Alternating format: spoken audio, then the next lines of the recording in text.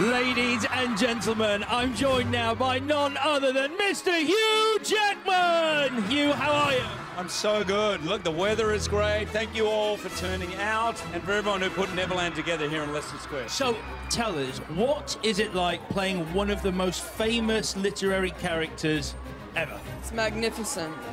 It was a dream come true. I did quite a bit of stunt training, but a lot of the stunt training was for my core for the flying. That was a lot of it. And the robotic arm, I got to go on a robotic arm flying. That was lots of fun. Levi has a kind of light in his eyes. He has an openness. He's very open emotionally, and he's a fantastic actor. Tiger Lily in Pan, where you meet her in Neverland, and she's sort of this badass warrior who's sort of a take no prisoners kind of. She's just she's a fighter, and she's an incredible fighter, and she sort of takes Peter under her wing and tries to sort of bring him to reach his destiny. Neverland looks like it never has before. It was incredible. We were shooting outside Bedford, Cardington stages, and it was the biggest studio any of us had ever shot in. The jungle's incredible, Neverland's incredible, and yeah, it makes you feel like a kid. I had the time of my life, and I really have to thank Joe Wright. I'd done a little bit of research on Blackbeard, and I said, oh, Joe, maybe this, Blackbeard had incense in his beard so that his head would be smoking when he went into battle. And he goes, no. And he turned around, he had a picture of my face with a wig of Marie Antoinette and the costume of Louis XIV, and I was like, I'm in.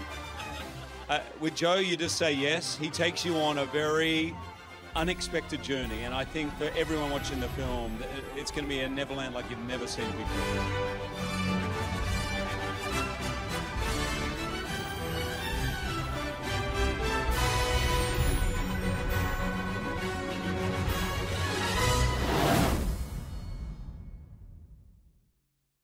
So, what made it this movie, the origin story, something you wanted to be part of?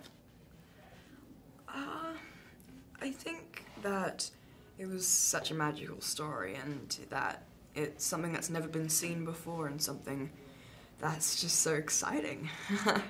Right. It's interesting that I mean, maybe some people that have read the book will understand but the average person really doesn't know how like Blackbeard was before, and HUGH. We didn't really know how the pre-story for that. So was that part of the appeal? Yeah, I mean, yeah, it was interesting to be able to do another rendition of Peter Pan, but have it be something so different. Right. And so tell me about working with Joe Wright. How would you describe him as a director? He's a very good director. He plays music while we're on set, and it gets everyone into the vibe. They had 200 extras almost every day, and when Joe played music, everyone was dancing. In the native village especially, it was perfect vibe, perfect set. And so Rooney, did he kind of work with you on his vision about your character? Yeah, I mean, Joe, when I met with Joe, he had sort of a whole collection binder full of all these images that he had collected from National Geographics and from other visuals of how he saw sort of Neverland and how he saw the natives of Neverland, what they would look like, and he wanted it to be sort of little bits and pieces from cultures all over the world, and I thought there was something really beautiful about that. And yeah, I mean, Joe is great. He calls for a lot of rehearsal, which was really kind of a great part about this, because it's such an ensemble. There's so many people, there's so many cast and crew, that it was good for us to all sort of have that going into it, that connection. And Joe just sort of has this infectious spirit, and he really had a very difficult job wrangling all these people and pushing this machine up the hill, every day. And he's a fantastic director. I really wanted to work with him. I'm such a fan of his work, and I think he really did something different and special with this. Yeah, I just talked to Hugh, and he said he'd never felt this on a movie set before, where, with this like football field environment that was all, you used to working with CGI and green screen, but this, you were immersed in this beautiful environment, and then the costuming on top of it. Did that happen to you also, that experience? Yeah, I mean, I don't have anything to compare it to because I haven't really done films with green screen and CGI. But yeah, we were really lucky in that most of the stuff we were interacting with was practical, and that there was, you know, they didn't CGI in extras. We had hundreds of extras with us and all in costume, and it definitely brought a different energy to things. Yes, they built everything. They built Neverland with a couple of pirate ships. It was beautiful. It was brilliant. It was it was amazing. Yeah, especially when we get to the village, like what's set up behind you. It's just so gorgeous. You want to walk in there and experience it ourselves. So tell me about working with Hugh and with Garrett. It was a pleasure working with Hugh. I mean, he's a brilliant actor and he's lovely. And working with Garrett, Garrett's lovely. He's really nice, and he's, once again, an amazing actor.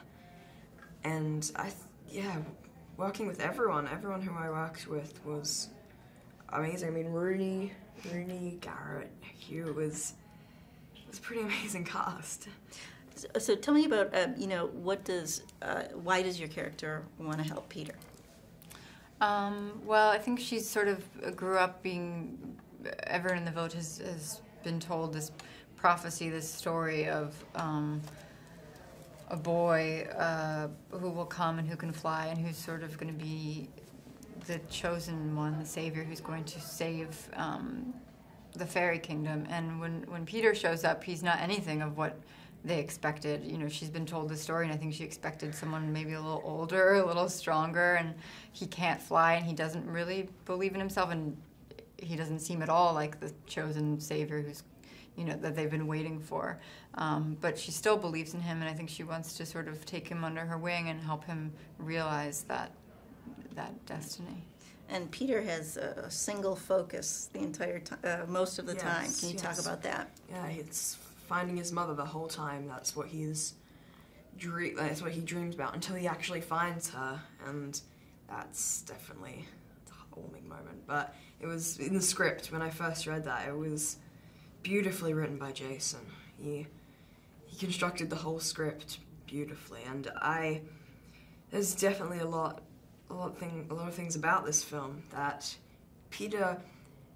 everyone else is searching for. There's lots of things that people are searching for, but it's mostly the things that people are searching for themselves, and that's what makes Peter quite selfish. In a way, he's selfish, but it's valid. I mean, it's a sweet thing to be selfish for. But whereas with Hook, and the only person in the script that isn't selfish is probably Tiger Lily. Well, she has her own agenda as well. Right. And can you talk about working with Garrett so closely like this, and us finding out that the pre-Hook of what we know of Hook, how that's interesting to know this little backstory with the two of them. Yes, I like this. I like the story. It's beautiful. It's interesting how he's Hook before the Hook. People haven't really thought about Hook before the Hook, and they've never really thought about him being friends with Peter. That's not an idea that's popped into anyone's head until Jason thought of it and put it down in the script, and it was fun to play with that, play with the chemistry between Hook and Tiger Lily, Hook and Peter, Hook and Tiger Lily, Hook and everyone, Peter and everyone. It was fun. It was make-believe.